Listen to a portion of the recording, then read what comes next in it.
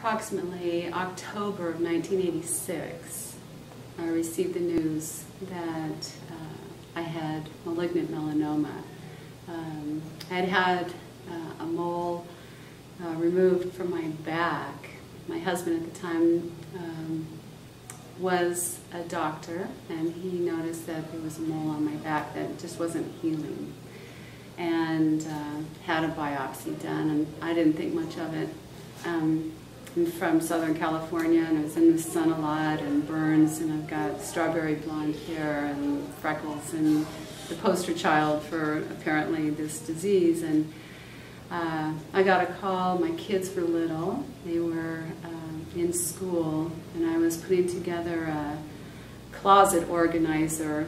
I took the call. I was alone, and my husband's friend, another doctor, it was my doctor, and he could hardly even talk to me, had a hard time telling me that they had discovered that I had malignant melanoma, and we had to schedule time right away to go have surgery because it was stage 2, possibly stage 3.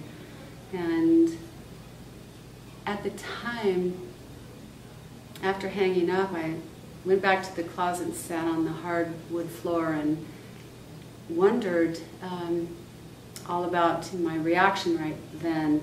I was thinking, well, this is what it is like to have that kind of news. You always wonder how you're going to feel about it.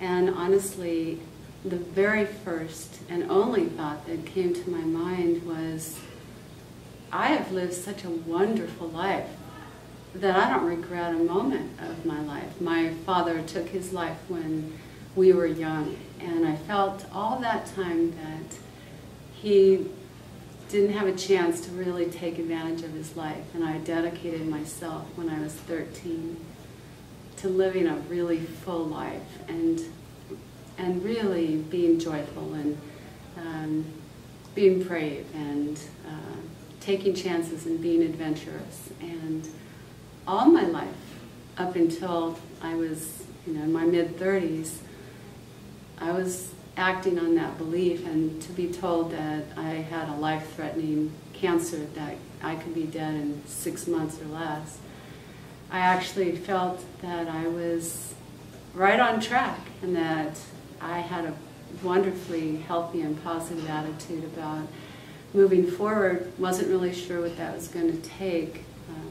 After that surgery, and they took many other precancerous lesions off, I had 2 other malignant melanomas detected over the ensuing years, and luckily I've been healthy since then and very purposeful in my life course, and supported by that understanding that I'm supposed to be here. And I tell my kids what I already know, and I tell you too, and all of the people who are listening, to spend your time well on this planet.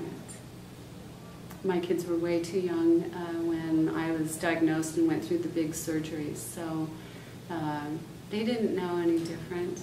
I just couldn't pick them up for a while, and later on they would understand when I had subsequent surgeries, and they were afraid for themselves, afraid of losing mommy, but also afraid that maybe they would get cancer, because everyone's afraid of that. Is it something that I can get? And we've had such a great experience learning about how to protect yourself from the sun exposure, to eating healthy, and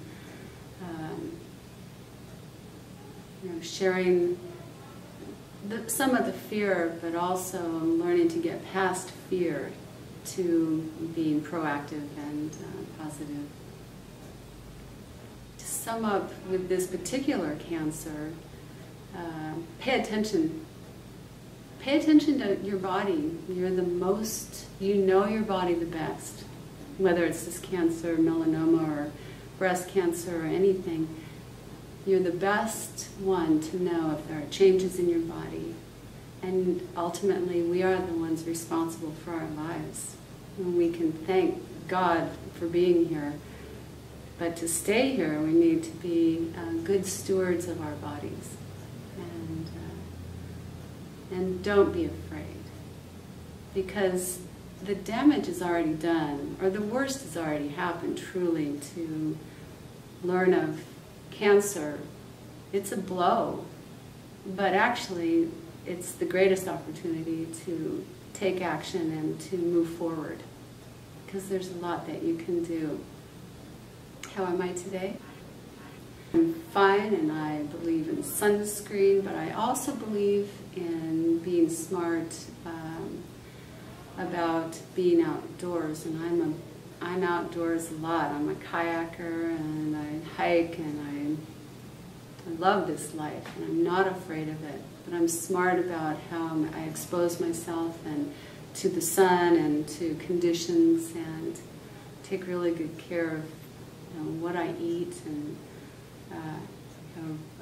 a good attitude about sharing difficult things with people, not bottle everything up and not pretend to be a martyr or to be a victim. It's a balance in everything is really important.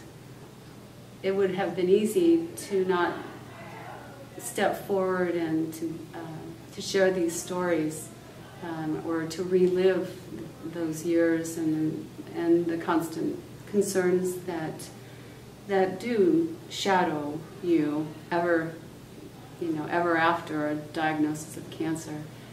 But it's actually the healthiest thing to shake hands with those difficult memories and allow myself to relive some of these things that do get kind of shoved away to protect yourself. But it's the best catharsis to be able to talk about it. And I never had a support group when I was going through cancer. I didn't have a Gilda's club.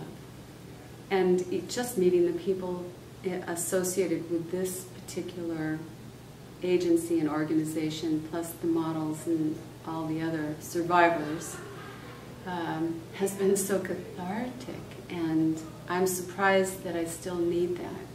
And I do. And I think we all do on all levels in our lives. Need to find a voice and a willing, pair of ears to listen.